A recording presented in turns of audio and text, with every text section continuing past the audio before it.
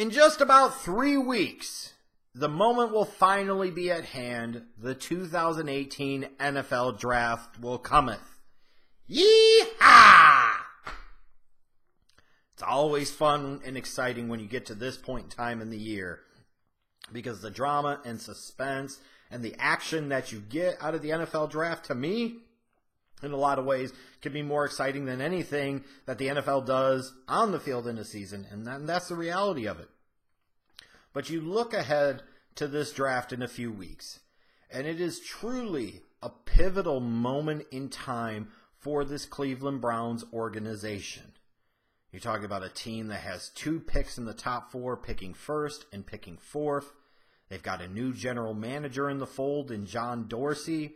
You have a bevy of quarterbacks who could potentially go number 1 overall.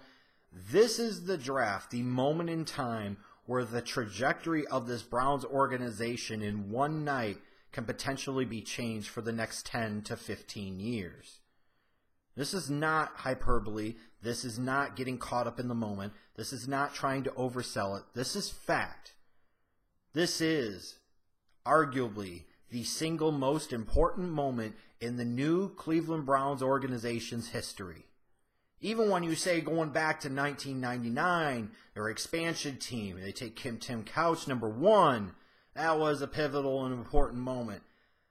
But the problem is since that point, 19 seasons have elapsed and the Browns have made the playoffs 1 time, and that was back in 2002. They have the longest active streak in the NFL of not making the playoffs. That's 15 seasons now. So when you say all these years later that this is the most important seminal moment in Cleveland Browns history, especially in the new organization's history, that is not opinion. That is fact.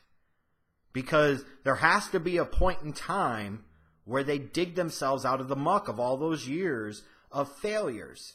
There has to be a jump-off point where the trajectory of the organization changes. The needle starts to point upward. And especially on the heels of, in the past 2 drafts, passing on the chance to be able to draft Carson Wentz when he's there for you at number 2, passing on the chance to be able to draft Deshaun Watson when he falls to you at number 12, when you look at all of everything, this is the most important draft, you could argue, especially with the moves that the previous regime made to accumulate all this draft pick currency and stuff. This is the most important draft in Cleveland Browns history, period, and is the single most important moment in Browns history. April 26th through the 28th. I dare you to debate me on it. Because it is. So, there is an overwhelming history of suck. Hence why I call this team the skid marks of the National Football League. There is overwhelming pressure with the situation that John Dorsey has been brought into with the draft pick currency that he has to make this the moment that everything changes for the Cleveland Browns. And he has the ability in one night, screw the trades and the free agent signings. This is the night that matters most. This is the night that you build up to. This is the night, the weekend, that means everything to the future. So now you come to that point in time where you start to think about who should the Cleveland Browns take at number 1 overall. And clearly, it has to be quarterback. After passing on Wentz, after passing on Deshaun Watson, they have to take a quarterback number 1. And in this draft, there are quarterbacks that they can make an argument for, a justification for, taking number 1. This is not the time to outthink yourself and outflank yourself and say, hey, we'll trade back to somebody else who's even more quarterback desperate, even though that organization doesn't exist, and move back from number 1 to get a bunch of additional picks. So that way the next 3 damn years we can pass on 3 more franchise quarterbacks. No. No more cowardly crap. No more chicken shit stuff for this Browns organization. Stop sitting there and taking somebody else with your first round pick and then taking a quarterback with the later one, because that shit doesn't work out. C. Brady Quinn 2007. C. Brandon Weed in 2012. C. Johnny freaking Football 2014. You have to make a stand. You have to make a decision. You only have one choice. You must take a quarterback number 1 overall. Because until this organization gets what they have never truly had since they came into being in 1999, that young franchise quarterback that they could build everything around, everything else is an exercise in futility. Everything else is a circle jerk of suck, and nothing else will matter, and all they will be doing is continuing to waste everybody involved's time. It is that simple. If you think Tyrod Taylor is your future, you're a clown. Let's take this guy and that guy and build around him. You ain't building shit then. Nah. Coming off of an 0-16 season where you took your rightful place in history, this is that moment. You must get that guy. And the only guy that could be that guy is a quarterback, and the right quarterback, period. You have to find that dude. And obviously Cleveland Browns fans have to know this. So who do they take at number 1 overall? Josh Rosen? It didn't even sound like in the past he wanted to play there. You heard reports that he didn't want to play there. And that sounds like it's believable, especially based off of it being Josh Rosen. And if you're being realistic, could you blame Josh Rosen for pulling somewhat of an Eli if he said to himself and others that he didn't want to play in Cleveland? No! Because he's looking at it as being potential career suicide, and I can't blame him. So he probably doesn't want to be there, other than the fact to have the ego of being the number 1 overall pick. You don't need that if you're the Browns organization. No. He don't want to be there, you think? More importantly, you don't need him and want him there. So no to him. Baker Mayfield. I know there's a strong contingent of people that believe that Baker Mayfield is either the best or second best quarterback in this class. And Baker Mayfield has some traits that are definitely appealing. He has some things that point to him and say, hey, he could be that guy. But I'm not risking it all on a 6-foot Oklahoma quarterback with some off-the-field flags and concerns. I'm not. And I can't imagine for the life of me that the Cleveland Browns would either. And now some of you are going to point to, well, they could still take Saquon number 1 overall. No!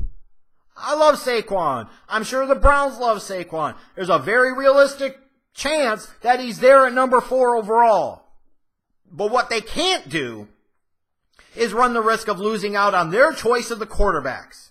They could run the risk of losing out on Saquon Barkley and be good, especially because this draft class is good at the running back position. They cannot run the risk on missing on that quarterback. So it comes down to 2 realistic names. Unfortunately, I can't put Lamar Jackson in there as much as I would like to. It's just not realistic for the situation. The 2 choices for the Browns are Sam Darnold and Josh Allen. Josh Allen and Sam Darnold, and that to me is it. And in 3 weeks, I could be proven totally wrong. But to me, it is one of those 2 choices. And I think most of you probably agree with that. Whether you agree with those being the 2 choices, you probably agree those are the 2 choices for the Browns at this point. So who should they take?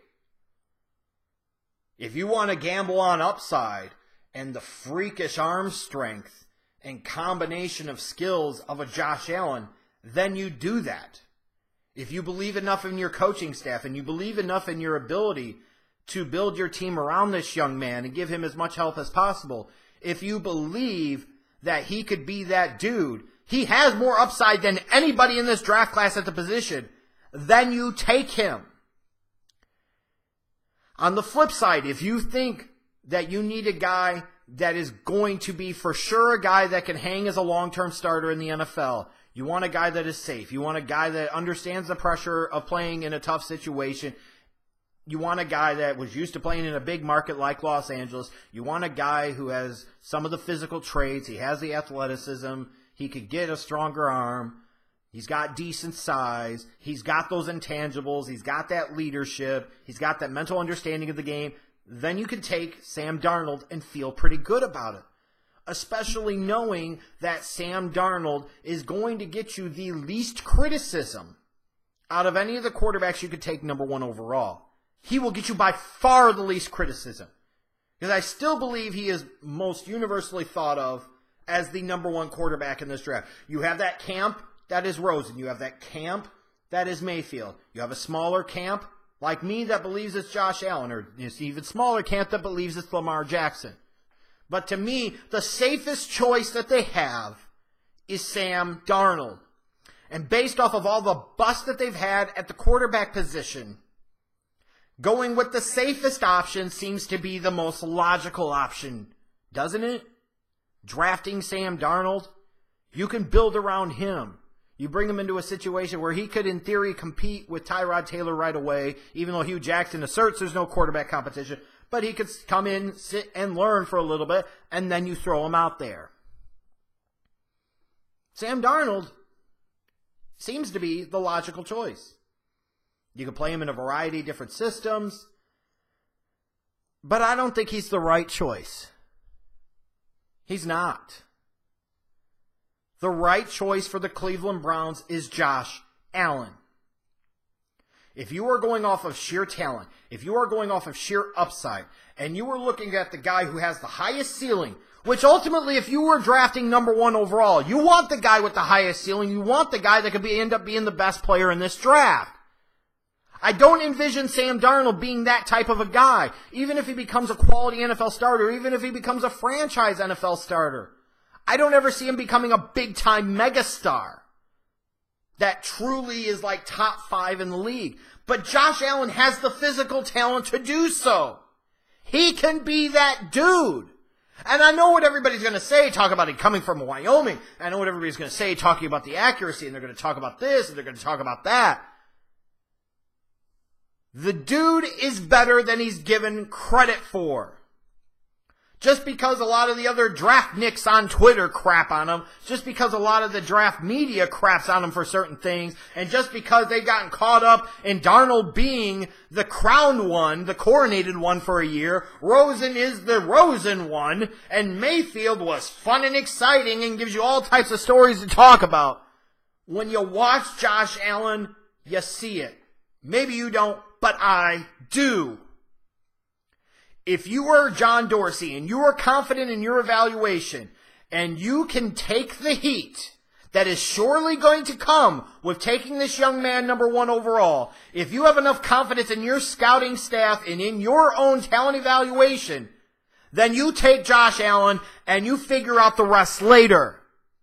I'm not going off of an 0-16 season and looking for the safe option. I'm looking to swing for the damn fences. Because the absolute worst thing that's going to happen is that it doesn't pan out, and then I strike out, and then I'm gone in a couple of years anyways. Well, who's to say that going with the safe option is automatically the smart thing to do? Who's to say the safe option, who lacks a big-time arm, who didn't show much improvement from year 1 to year 2 as a starter at USC, who has decision-making challenges, is going to be the better option? Don't make the mistake of going with the safe pick. Don't make the mistake of lacking the courage to take the bigger talent. Don't lack the courage, John Dorsey, to take the guy with more upside. Don't lack the courage to say, I know what I'm doing, you don't. I will take the guy that I believe in. And personally, yes, even with the accuracy questions. It's not like the rest of the quarterbacks in this class are so spectacularly freaking awesome and superior to Allen that I'm going to be willing to overlook the massive upside and potential that he has. If I'm going to swing on any one quarterback in this class with the number one overall pick, it is Josh Allen. Because it could bust out, but so could Mayfield, so could Rosen, so could Darnold. They all have significant flaws in their game, and anybody that tells you otherwise is crazy. So all things being equal, all having their own different significant flaws, why not go with the guy that has the most pure talent and the most projectable upside? It's the right choice. It's the only choice. And if you have the guts, if you're the Cleveland Browns, He is the choice. You take Josh Allen, number 1 overall, and in 3 or 4 years you hoist the Lombardi trophy.